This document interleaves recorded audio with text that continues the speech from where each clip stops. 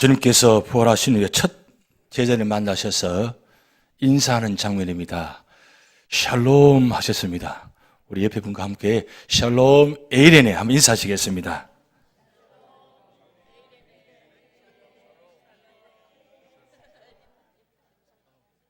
예, 주님 마음으로 주님께서 평안함을 주시기 위해서 인사드리는 장면입니다. 만나실 때마다 샬롬 에이레네 인사하시면 좋을 것 같습니다. 얼마 전에 저 웨스트 오렌지에 차를 타고 쭉 가는데 그 유대인 건물 앞에 그 형광판에 글자가 탁 지나가는데 보니까 샬롬 하고 지나가더라고요. 그래서 이분들은 언제나 샬롬 인사하시는구나. 우리도 만날 때마다 좀 샬롬 했으면 좋겠습니다. 여러분 가만히 계시면 여러분 표정이 어떤 줄 아세요? 눈 감지 마시고 눈 뜨서 보세요. 눈 뜨셔가지고 십자가 보시고 또 말씀 들으시고, 그래서 주님께서 나타나셔서 말씀하시는 것처럼 그런 말씀의 자리. 근데 지난 한 주간 제가 여러 가지 이렇게 말씀을 가르치면서 제자 훈련 시간에 해보니까 지난 주일 드렸던 말씀들을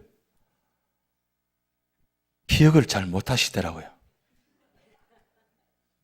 잘 못하는 게 아니라 하나도 기억을 못하시는 거예요. 그래서 가장 중요한 말씀인데 그동안 신앙생활을 하면서 부활 이게 얼든지 중요한 걸 정리를 다 해드렸는데 이걸 모른다면 좀 하나님께 예수님께 죄송하지 않고 시작하려고 합니다. 하나님께서 인류 역사상 가장 위대한 사건을 세 가지 보여주셨습니다. 그 위대한 사건은 첫 번째는 예수님께서 오신 사건입니다. 여러분 그냥 담담하게 받아들이시는데 이 예수님 오신 사건은 정말 놀라운 사건입니다. 하나님이 우리와 똑같은 몸으로 오셨다는 거. 그러면 나와 똑같은 몸으로 오셨다면 나를 주님과 비교하면 어떻습니까? 내가 부족하고 연약한데 만약 주님이 이 모습으로 오셨다면 어떻게 세상을 구원하실 수 있나? 그렇게 생각할 수 있잖아요. 세상 사람들은 그런 질문하는 겁니다. 아니 하나님이 인간의 몸으로 오셨다면 인간은 부족한데 어떻게 그 인간이 어떻게 온 이수를 구원할 수 있느냐? 그렇게 질문하는 겁니다. 그럼 이렇게 질문하면 여러분 어떻게 대답하셔야 되는 거예요? 그래서 오시는데 그냥 오시는 것이 아니라 우리와 같은 모습으로 오신 것이 아니라 성령으로 동정의 몸으로 오셔서 하나님 특별한 창조 역사로 오셨다는 사실입니다. 그러니까 인간의 몸으로 오셨지만 주님과 나와는 분명히 다르다는 사실입니다. 똑같은 모습으로 인간의 모습이지만 그 안에 자체가 주님은 다르시다는 겁니다. 인성과 신성을 동시에 갖고 계신 분이기 때문에 다르다는 겁니다. 근데 그분이 신성을 갖고 계신 그분이 완전히 신성을 버리시고 인성의 모습을 가지고 십자가에 죽으셨습니다. 그럼 왜 인간의 몸으로 오셨는데 십자가에 죽으셨느냐? 왜 그렇게 죽을 수밖에 없느냐? 그것은 온 인류의 모든 죄를 다 담당하시기 위해서, 그래서 십자가를 지고 올라가실 때는 완성된 십자가를 지고 올라가신 것이 아니라 여러분 옆으로 옆에 있는 그 이웃 수평적인 이것만 들고 올라가셨습니다. 여러분 영화에 보시는 완성된 십자가는 하나의 영화니까 좀 더 사실적으로 더 힘든 것을 표현하기 위해서 십자가를 지게 한 겁니다. 사실은 수평만 양 어깨 메고 올라갔습니다. 들고 올라가신 것이 아니라 양 어깨 위에 메고 올라가셨습니다. 무슨 뜻입니까? 우리 인류 모든 죄를 짊어지시고 십자가에 올라오셔서 수직이 그 위에다가 올라가셔서 죽으셨는데 수직과 수평에다가 못을 박았습니다. 만약에 수직에만 못을 박았다면 어떻게 올라갈 수 있을까요? 수평까지 못을 박았기 때문에 완전히 십자가 완성이 된 겁니다. 그 뜻은 수직적으로 하나님과 예수님과 관계도 완전히 하나님이 예수님을 버리셨다는 뜻입니다. 죄로 말미암아 그 하나님의 아들 예수님을 십자가에서 버리신 겁니다. 거기다가 양손에 못 박힌 이 수평, 이 죄도 버리신 것이 아니라 죽이신 것입니다. 죽이셔서 그 십자가에서 완전히 우리의 죄를 단번에 완성시키셨습니다. 이 이야기를 여러분들이 주변 분들에게 할 수 있어야 돼요. 40년, 50년 예수 믿어 왔는데 아직도 이 십자가 의미가 뭐고 왜 십자가에 못 박히는지를 설명을 못한다면 우리 모습은 어떨까요? 그러니까 제가 반복해서 말씀드리는 겁니다. 십자가는 세계에 못이 박힌 이유가 하나님과 우리 인간 모두를 인간의 몸을 버리시기 위해서 못이 박혔다는 것. 죽음이면. 근데 죽음은 완전히 죽음이 되어야 됩니다. 그래서 예수님은 오전 9시에 올라가셔서 오후 3시에 운명하셨습니다. 6시간. 완전히 죽으신 겁니다. 그리고 3일 만에 그 주님이 부활하셨습니다. 그런데 예수님 당신 자신이 부활의 능력 가지고 일어나신 것이 아니라 부활하신 것이 아니라 하나님이 예수님을 부활시키신 겁니다. 여러분 이것도 분명히 아셔야 됩니다. 예수님이 신성가고 계시니까 예수님이 3년 죽으셨다가 그리고 3년 만에 부활하셔서 스스로 부활하셨다. 아닙니다. 알고 계신지는 모르겠습니다. 하나님이 예수님을 부활시키신 것입니다. 왜요? 완전히 죽으셨기 때문에. 왜 하나님이 그러면 예수님을 하나님 영역으로 부활시키셨냐? 그것은 하나님의 아들 예수 그리스도 그분이 부활만 주신 것이 아니라 생명을 주시기 위해서. 부활만 하면 뭐예요? 또다시 죽을 텐데. 부활만 하면 되지 않습니다. 그래서 성경에는 7사람이 죽었다가 살아난 사건이 기록되어 있습니다. 그것이 뭐냐? 바로 성경이 나타나는 말씀들입니다. 그런데 우리가 이 부활 신앙을 지난주 3가지 말씀드렸습니다. 성경적으로, 현재적으로, 미래적으로 우리가 분명히 정립하신다고 말씀드렸습니다.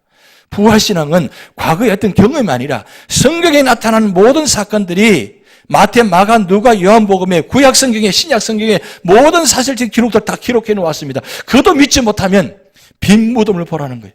저 빈 무덤이 사실적인 증거라는 겁니다.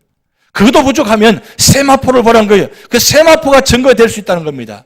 그것도 아니면 4번째, 그 부활의 사를 믿고 나가서 복음을 전하는 제자들이 변화된 모습을 보라는 거예요. 그런데 주님께서 아주 중요한 증거물을 보여주셨습니다. 내가 모습이 밖에 죽었다는 것을, 그리고 살아났다는 것을, 흔적을 예수님 제자들 앞에 나타나셔가지고 이 손과 이 몸을 보라고. 그게 바로 예수님의 증거물입니다. 여러분, 예수님이 부활하신 후에 승진하실 때 그 모습 그대로 승진하셨습니다. 그리고 요한계시록 5장에 보면 사도 요한이 천상에서 예수님을 바라보았는데 보니까 이분은 예수님이다. 보좌 중앙에 하나님이 성부 하나님 앉아 계십니다. 근데 그 옆에 예수님이 계십니다. 근데 사도 요한이 어떻게 이 예수님을 예수님이라고 알았을까요? 5장에 보면 죽음의 흔적을 남겼다 그랬습니다. 죽음의 흔적. 그 죽음의 흔적이 무엇입니까? 바로 양손, 양발, 옆구리에 찔리고 못이 박힌 그 자리, 그 흔적을 그대로 예수님께서 천국에 그대로 갖고 계셨다는 뜻이에요. 그럼 왜 그렇게 하셨을까요? 누구든지 저분은 예수님이라고 알 수 있기 때문에 알아보게 하기 위해서. 그래서 실제로 보게 하시고 사도 요한을 통해 보게 하시고 성경에 기록하게 하셔서 예수님은 진짜 부활하신 것이다. 그걸 말씀하시기 위해서 성경에다 다 기록해 놓았어요. 그러면 현재적으로 나도 예수 믿고 구원받은 사람은 나도 부활한다.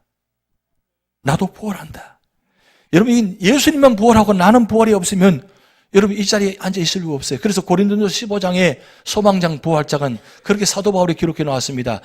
만약에 부활이 없다면 세상에 가장 어리석은 사람들이라고. 정말 바보들이라고. 만약에 여러분 보고 당신들 바보야. 어리석은 일이야. 그 예배 드리는 거, 말씀 보는 거. 그럼 여러분 어떻게 반응할 거예요? 어떻게 우리가 바보냐고, 어떻게 우리가 썰을 썩냐고, 그렇게 화를 내야 됩니까? 아닙니다. 저들이 하는 일을 모르니까, 하나님이 하시는 걸 모르니까, 믿지 않으니까 그렇게 이야기할 수밖에 없습니다. 근데 우리는 차이점은 저들은 믿지 않고 받아들이지 않지만 우리는 믿습니다. 내가 주님처럼 구원받는 자는 부활한다는 것. 그 부활만 아니라 영생까지 주셨다는 것. 그래서 그 영생에 주시는 선물인데 그 부활이 언제 이루어지느냐? 주님 다시 오실 때. 그래서 세 번째 미래적인 말씀 드렸습니다. 인류의 가장 큰 위대한 사건이 하나 남아있는데 그 위대한 사건은 예수님이 다시 오십니다. 예수님이 다시 오시는데 다시 오시면 우리의 모습은 어떻게 부활될 것인가? 네 가지 말씀. 썩지 않은 몸으로 부활되고 영광스러운 몸으로 부활하고 강한 몸으로 부활되고 신령한 몸으로 부활할. 이 모습은 바로 예수님 모습이에요. 우리의 소망은, 우리의 소원은 무엇입니까? 예수님처럼 사는 것이고 예수님처럼 닮는 것이고 예수님처럼 살 수 있는 것이 소망입니다. 우리의 소원은 통일이 아니라 우리의 소원은 예수님처럼 살고 있는 것이 소원입니다. 그래서 우리에게 희망을, 소망을 말씀을 통해 다 기록해 놓았잖아요. 고린도전서 15장 41절 44절까지 아주 정확하게 기록해 놓았습니다. 그런데 이렇게 놀라운 말씀들을 기록함에도 불구하고 믿지 않으니까 성경에 7사람을 죽었다가 살아난 사람을 기록해 놓았어요. 근데 참 놀라운 것은 짝을 맞춰 놓았습니다. 그 짝을 맞춰 놓은 것은 바로 예수님의 죽음과 부활을 3번 예고하시고 그리고 죽은 자가 살아나는 사건이 4번 있는데 성경의 죽은 자가 살아나는 사건이 구약의 2번, 신약의 2번입니다. 구약에는 엘리사가 2 아들을 살려냈습니다. 그리고 신약에는 베드로, 바울이 죽은 자를 살렸습니다. 구약의 2명, 신약의 2명. 우리 기억하기 쉽죠? 구약의 2명, 신약의 2명. 여러분 표정 보니까 저런 사건도 있는가 하시는데 성경에 분명히 기록되어 있습니다.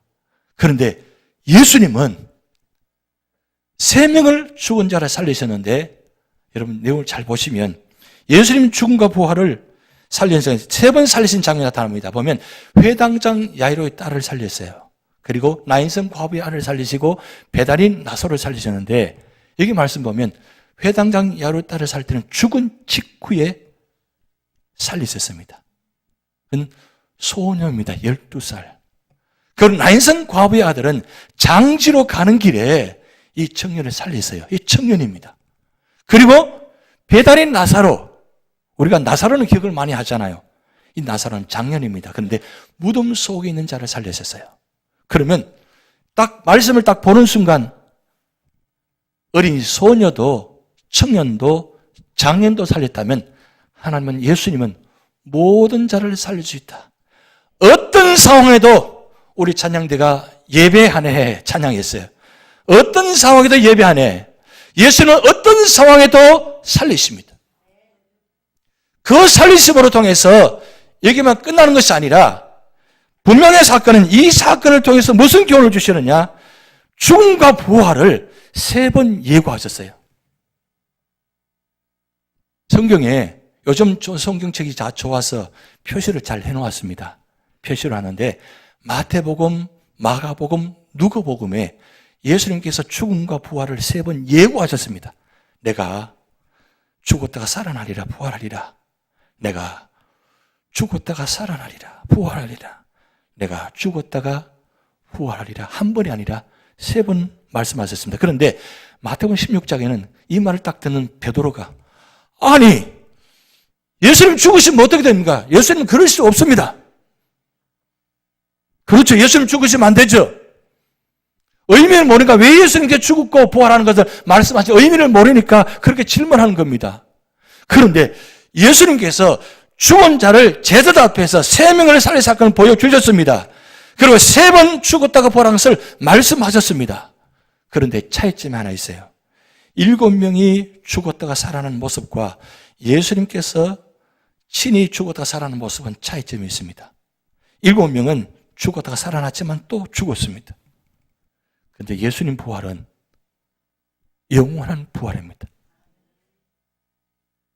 그 차이점이 종이 한 장 차이점이 아니라 엄청난 영원한 차이점이 있습니다. 그 예수님이 우리에게 소망을 주시기 위해서 나를 믿고 구원받으면 나처럼 이렇게 부활이 있다는 사실을 말씀하고 있는 겁니다. 이 부활을 지난주 말씀드렸습니다. 칼 바르트라는 분이 예수님 부활, 그것은 예수 그리스도가 능력을 가지신 하나님의 아들의 사실을 선언한 것이다. 우리가 믿고 의지하는 그분이 바로 하나님의 아들이시라는 것, 그분이 바로 예수 그리스도라는 것, 그분이 부활하셨다는 것, 그 부활하시기 때문에 그래서 그 말씀 믿는 자는 오늘 우리가 로마서 6장 9절에 11절 말씀, 이 말씀 반드시 기억하고 표시해 놓은 말씀입니다. 왜? 오늘 우리에게 중요한 말씀이기 때문입니다. 9절 말씀에 이는 그리스도께서 죽은 자 가운데서 살아나셨음에 다시 죽지 아니하시고 사망이 다시 그를 주장하지 못할 줄을 알미로라. 이 세상 어떤 사망도 죽음도 예수님을 주장할 수 없다는 겁니다. 다시 죽지 아니한다 그랬어요. 그리고 10절 말씀, 그가 죽으심은 죄에 대하여 단번에 죽으심이요 그가 살아계심은 하나님께 대하여 살아계심이니, 예수님이 십자가에 죽으심이 단번에 죽으신 겁니다. 단번에 죽으셨는데 길게 오랫동안 죽으셔서 고통당 끝나시는 것이 아니라 6시간 만에 딱 오후 3시에 6월절 전날 어린 양을 잡는 그 시간에 단번에 십자가에 죽으심으로 우리의 모든 죄를 단번에 끝내신 거예요. 그리고 하나님께 대해 살아계신다는 것, 이게 하나님과 하나님 아들의 관계입니다. 언제나 예수님도 하나님 앞에서 사신 존재입니다. 성부, 성자, 성령, 삼위 하나님. 오늘 우리도 삼위 하나님 앞에서 살아가는 존재입니다. 그런데 여기서 우리가 11절 말씀을 주셨습니다. 같이 있습니다. 이와 같이 너희도 너희 자신을 죄에 대는 죽은 자요 그리스도 예수 안에서 하나님께 대하여는 살아있는 자로 여기를지어다. 아멘입니까? 예수님이 죽으시는 그 순간에 나의 죄도 죽었다는 겁니다. 그래서 갈라디아서 2장 20절 말씀에 사도 바울이 내가 그리스도와 함께 십자가에 못 박혀 죽었나니 그랬어요. 2000년 전에 일어난 사건이 내가 지금 믿고 구원받는 그 순간에 2000년 전의 모든 사건이, 예수님의 사건이 나의 사건이 되고, 그리고 이미 성경에는 과거형으로 끝내버립니다. 내가 지금 미래적으로 구원받았잖아요. 2000년 전에서 보면 2000년 전의 시점에서 오늘 바라보면 미래적입니다. 그런데 예수님께서 2000년 전에 죽으신 그 사건이 2000년 전의 시점에서 오늘 바라보면 미래적이지만 오늘 내가 이 시점에서 바라보는 과거는 2000년 전입니다. 근데 그 2000년 전의 그 사건이 내가 오늘 이 시간 믿으면 2000년 사건이 오늘 사건이 되어서 미래 사건이 됐냐? 그것이 바로 부활, 영성이 되어진다는 겁니다. 참 이해하기도 힘들고 받아들이기 쉽지 않은 말씀입니다. 그런데 우리가 이해하기 힘들고 받아들이기 힘들지만 성경 말씀을 우리 믿는 사람들이니까 이 말씀이 우리에게 주신 말씀입니다. 단번에 죽었다는 것. 그리고 우리가 하나님 앞에서 살아있는 존재로 생각한다. 그래서 나는 살아있는 존재다. 나는 영원히 살 존재다. 그걸 믿으시라는 거예요. 그러면 그 속에서 이루어지는 축복이 뭐냐? 바로 D.L. 무드라는 분이 지난 말씀드렸습니다. 그래서 십자가의 죽음은 끝이 아니라 부활과 함께 시작한다. 기독교는 부활의 종교다. 이 사실들을 만약에 예수님의 제자들이 믿었다면, 받아들였다면 오늘 19절 말씀 보시기 바랍니다. 19절 말씀, 이날 곧 안식 후 저녁 때에 제자들이 유대인들을 두려워하여 모인 곳에 문들을 닫았더니, 이게 문들을 닫았다는 말은 그냥 닫은 것이 아니라 문을 잠궜다는 뜻입니다. 왜 문을 잠궜습니까? 예수님께서 십자가에 죽으시는 그 순간 예수님만 죽으신 것이 아니라, 죽이신 것이 아니라 유대인들이, 로마인들이 예수 믿는 사람들을, 가장 측근인 사람들, 예수님의 제자들을 찾아내기 시작합니다. 찾아다니기 시작합니다. 이제 자기들도 죽을 목숨이라는 거죠. 그래서 제자들이 함께 모였습니다. 제가 작년에 부활로 예수님의 행적이란 프린트물을 주부에 끼워서 드렸습니다. 기억나십니까? 갖고 계시는가요? 예, 어제 일도 기억 안 나는데 작년에 생각날 리가 없겠지만 분명히 이게 드리고, 그리고 인터넷상에 이게 올라가 있습니다. 인터넷에 보면 부활로 예수님 행적 딱 치시면 구글에 여기 딱 이 장면이 떠요. 올렸기 때문에. 근데 중요한 건 지금 안식 후 첫날, 안식 후 저녁 때가 예수님이 몇 번째 나타나셨냐. 자세히 보면 첫 번째는 주말 이른 아침, 주일 아침 이른 아침 예수님 무덤 앞에 막달라 마리아 앞에 나타났습니다. 두 번째, 주일 아침 이른 아침 동산 무덤 부근에 막달라 마리아 제외한 여인들이 함께 주님 만났습니다. 그리고 주일 정오쯤에 세 번째, 엠마 도상에 두 제자가 내려가는데 그때 주님께서 나타나셔서 함께 동행하십니다. 그게 세 번째 나타남이고, 네 번째 보면 베드로에게 주일 오후쯤에 만났다고 누가복음 24장 34절 말씀에 기록되어 있어요. 베드로도 주님을 만났다고 기록되어 있습니다. 그리고 이날 곧 안식 후 저녁 때에 이때가 다섯 번째 주님께서 나타나신 장면입니다. 그런데 이때에 제자들이 모였는데 몇 명이 모였느냐?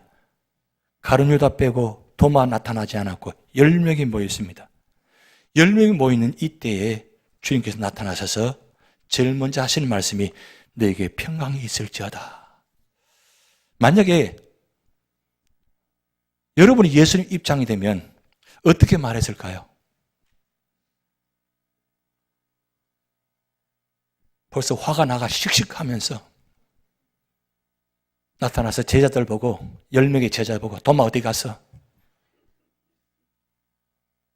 왜 내가 죽을 때 왜 다 도망갔어? 어떻게 그럴 수 있어? 그럴 수 있을 거 아니에요. 3년 동안에 같이 다녔는데, 저는 이 말씀 보면서 항상 성경 볼 때 뒷배경을 항상 먼저 많이 좀 생각해 봅니다. 어떤 생각하느냐 하면, 만약에, 이게 만약입니다. 만약에 예수님이 십자가 죽으실 때 좌우편에 강도 2명이 아니고 12명의 제자가 함께 죽었더라면, 함께 십자가에 달렸더라면 어땠을까?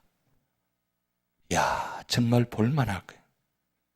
대단한 감동적인 장면일 겁니다. 예수님 죽음이 뭐 대단한 감동이라고 말하기가 좀 그렇습니다만은, 예수님이 십자가를 죽으실 때 좌우편에 6명 해서 12명이 함께 예수님 제자 같이 십자가에 달렸더라면 어땠을까? 그러면 그때 그 장면을 하나님께서 어떻게 보셨을까? 예수님께서 어떻게 연출을 하셨을까? 왜냐하면 우편강도 마지막 순간에 고백함으로부터 구원받았잖아요. 오늘 너가 나와 함께 낙원에 있으리라. 여러분, 이 오늘 나와 함께 낙원에 있으리라 이 말 한마디가 어떤 축복이 주어진 줄 아십니까? 그것은 원래 십자가에는 6시간 만에 죽을 수가 없습니다. 일주일 걸릴 수 있어요. 한 달 걸릴 수도 있어요. 근데 예수님이 6시간만 오후 3시에 받는 시간 맞추셔야 되니까 오후 3시에 죽는 순간에 이 강도도 죽임을 당한 겁니다. 발이 꺾임으로, 무릎이 꺾이고만 말미암아 같이 죽임을 당하게 됩니다. 그럼 보세요. 잡힌 강도는 어때요? 예수를 믿지 않았잖아요. 끝까지 부인했잖아요. 저주했잖아요. 그래서 세상에서 가장 축복된 사람이 우편 강도고 가장 저주를 쓴 사람이 좌편 강도라는 거예요. 죽어도 그렇게 쉽게 죽을 수 없다는 겁니다. 근데 중요한 건 그럴 때에 예수님의 제자들이 함께 십자가를 졌더라면 얼마나 하나님의 역사가, 얼마나 놀라운 역사가 나타났을까, 그런 생각해 보게 됩니다. 그런데 왜 제자들이 문을 꼭 잠궈놓고 두려워합니까? 예수님께서 3년 동안 다니시면서 세 사람을 살리시고 그리고 3번 말씀하셨으면, 예수님이 십자가 죽으시면 이렇게라도 생각할 수 있지 않을까요? 예수님은 십자가에 죽으시지만 반드시 살아나실 거라고. 근데 누구도 그걸 이야기하지 않습니다. 누구도 이 말을 안 해요. 어떻게 오늘 우리가 그 말씀 할 수 있습니까? 예수님 십자가에 죽으셨는데 반드시 살아나십니다. 이 말을 선포하고 있습니까? 만약에 그들 중에 제자 한 명이라도 그 말을 했다면 얼마나 좋았을까요? 성경에는 그 말한 사람 기록되지 않았어요. 그러면 하지 않았다는 뜻이에요. 아무도 믿지 않았다는 뜻입니다. 그러니까 두려운 거예요. 여러분, 세상에서 가장 두려운 건 죽음입니다. 그래서 세상 사람은 죽지 않으려고 얼마나 마지막까지 몸부림칩니까? 예수님의 제자들이 죽음을 사실을 앞으로 살아나실 것이라고 믿었더라면 어떻게 그렇게 갇혀 숨어서 닫혀져 있을 겁니까? 근데 문제는 오늘 우리도 예수님 부활하셨는데 예배드리면서도 문을 꽉 닫고 계세요, 지금. 지금 문을 꽉 닫고 있어요. 누구도 열지 못하도록 아예 튼튼한 안에서 밖에서 열지 못하도록 문을 안에서 꽉 잠궈놨어요. 그래서 어떤 말씀이 던져져도 어떤 말씀을 들어도 튕겨져 나옵니다. 받아들이지 않습니다. 이게 얼마나 안타까운 사실입니까? 그런데 그 사실을 하나님 그때는 없었지만 그때는 부인했지만 지금 믿습니다. 과거는 믿지 못했지만 지금 믿습니다라고 아멘하고 받아들이면 그게 또 축복이지 않습니까? 어느 쪽에서 계셔야 됩니까? 문을 꽉 닫고 두려운 존재로 염려하며 살아가셔야 됩니까? 아니면 문을 활짝 놓고 나와서 예수님 살아나셨습니다. 예수님 살아나실 겁니다. 선포하는 것이 어느 쪽에서 하셔야 돼요? 선택은 여러분 달렸습니다. 그러시면서 오늘 20절 말씀에 이 말씀을 하십니다. 이 말씀을 하시고 손과 옆구리를 보이시니 제자들을 주를 보고 기뻐하더라. 저는 이 말씀 보면서 좀 마음이 그랬습니다. 왜냐하면 손과 옆구리 지금 찔린 자리잖아요. 물론 예수님 부활하셨으니까 정말 대단한 기쁨의 자리입니다. 그런데 손과 발에 찔릴 때는 도망갔다가 이제 주님 보여주시니까 기뻐하더라. 할렐루야. 사실은 주를 보고 통곡하더라 해야 됩니다. 통곡하더라. 주님 나 때문에 저렇게 죽으셨는데 내가 그때 없었습니다. 하나님, 주님 제가 잘못했습니다. 라고 해야 되잖아요. 근데 모습 보고 기뻐하더라.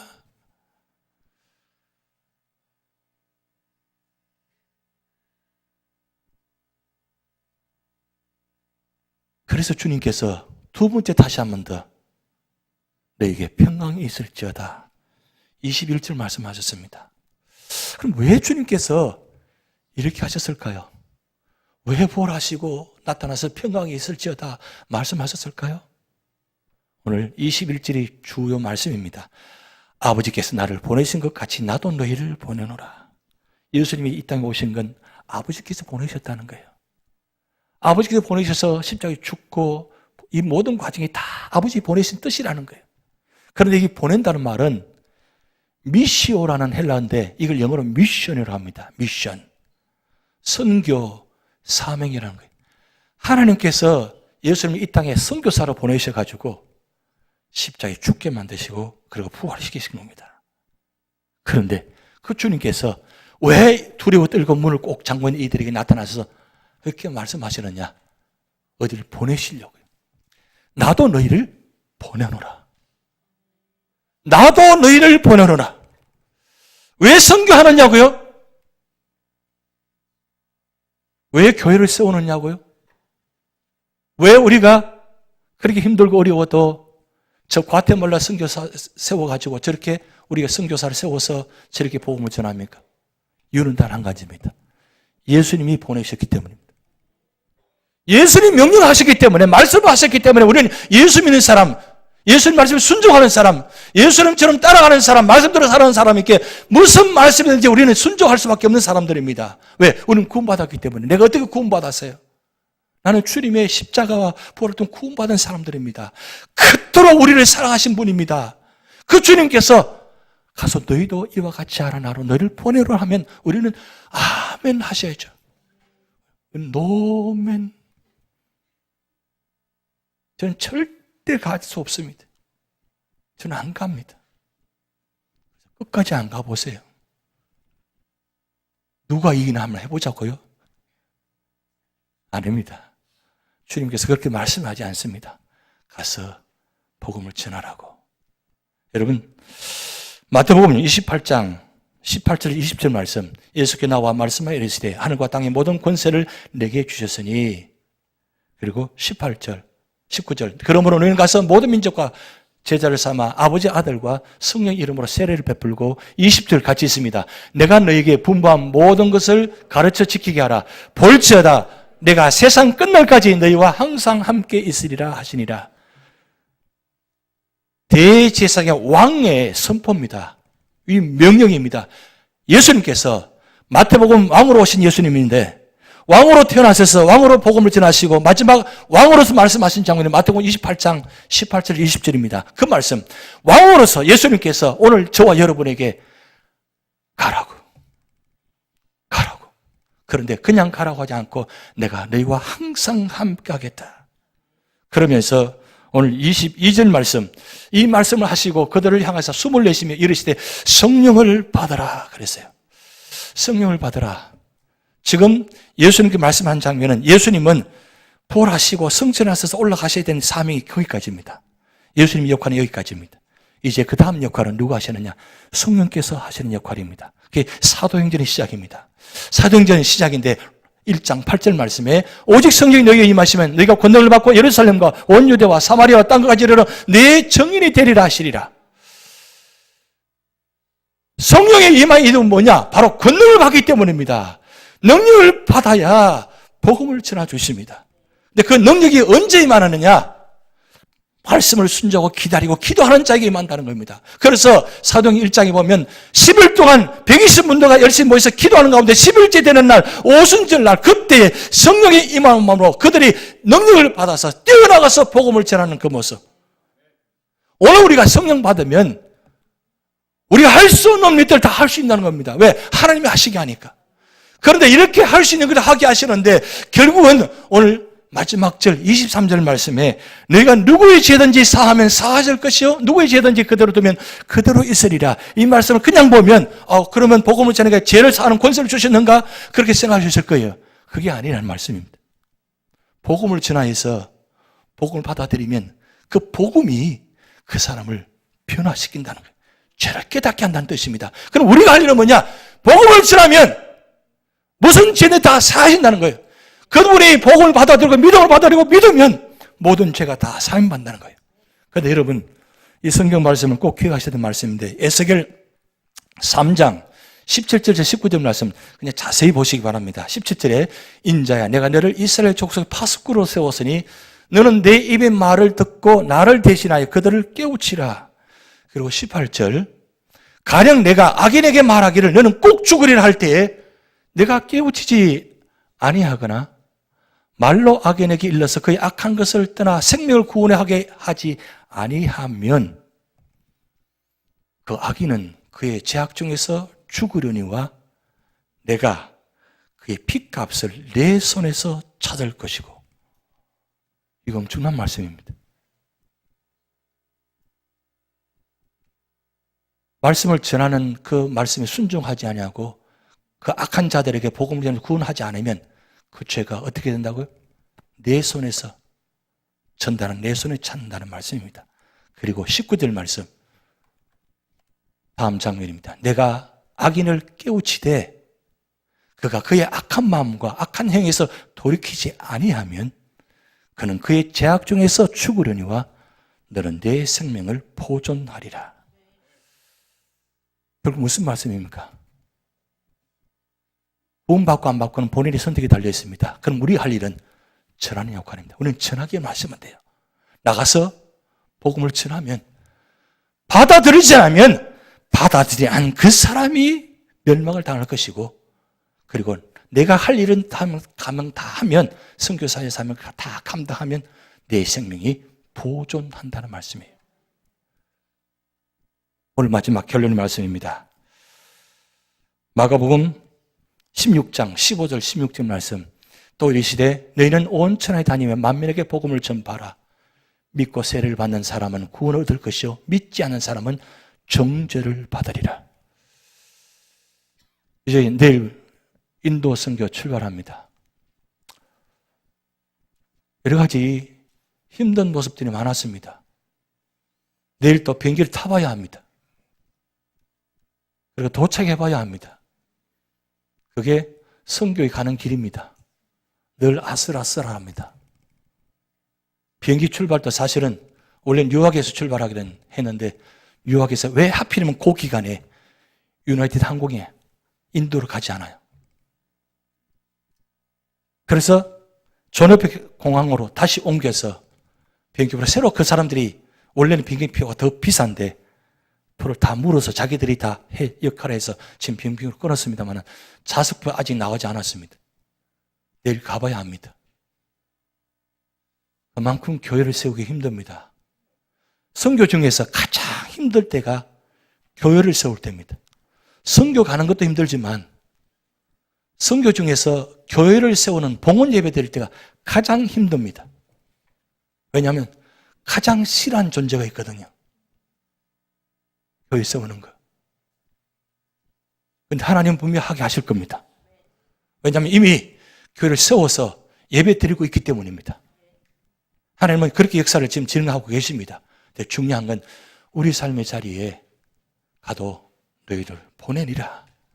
우리 안에는 그냥 말씀에 순종하고 그게 이해하지 못하고 받아들이지 못하고 우리 형편, 우리 상황 바라보면 도저히 할 수 없는 상황인데 하나님 할 수 없습니다 라고 해도 하나님께서 감동 주시고 하게끔 하시고 보내시는데 어떻게 하나님 못 갑니다. 우리의 형편은 갈 수 없습니다 라고 할 수 있어요? 계속 밀어붙이시는데 하나님께서 하게끔 하시는데요. 성 역사를 진행하고 계시는데요.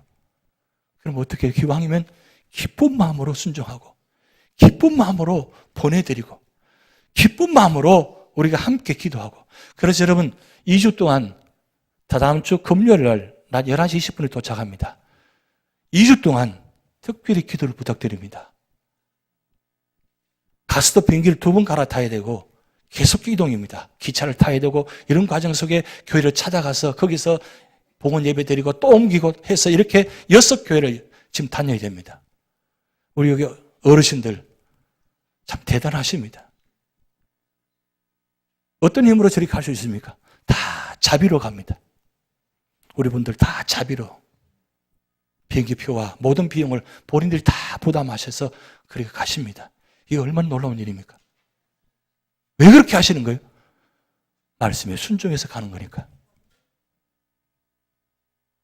우리 교회가 이 마지막 때에 무슨 일을 하느냐 중요합니다. 선교하는 교회. 왜 선교하는 겁니까? 교회의 존재의 사명이기 때문입니다.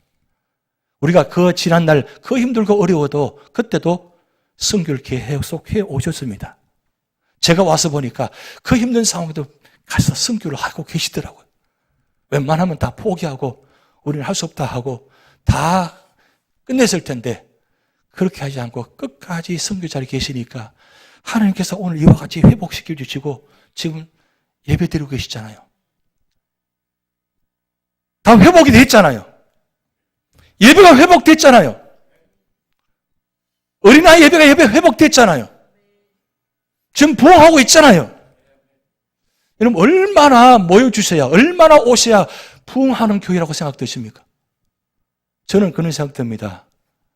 수천 명보다도 150명이 진짜 제자로 있는 교회. 10,000명의 교회가 중요한 것이 아니라 150명이라도 진짜 제자로 있는 교회. 그 교회가 진짜 교회입니다.